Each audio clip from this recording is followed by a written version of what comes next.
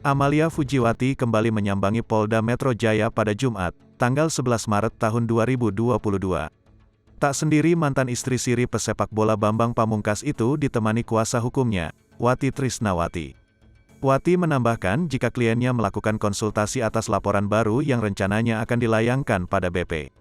Kalau agenda Kia masih konsultasi ke SPKT karena ada rencana untuk laporan keterangan palsu sama UU ITE, kata Wati Trisnawati di Polda Metro Jaya, Jumat, tanggal 11 Maret tahun 2022. Dua laporan baru tersebut diantaranya masuk dalam kasus dugaan keterangan palsu dan pencemaran nama baik buntut dari pernyataan BP dan penasehat hukumnya.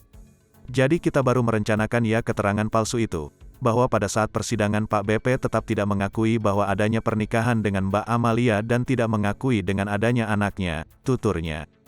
Selain itu kedatangannya ke Polda untuk memenuhi panggilan kedua oleh tim penyidik dari laporan yang telah dilayangkannya atas dugaan penelantaran anak. Bambang Pamungkas nyatanya juga telah memenuhi panggilan polisi pada Jumat, tanggal 3 Maret tahun 2022.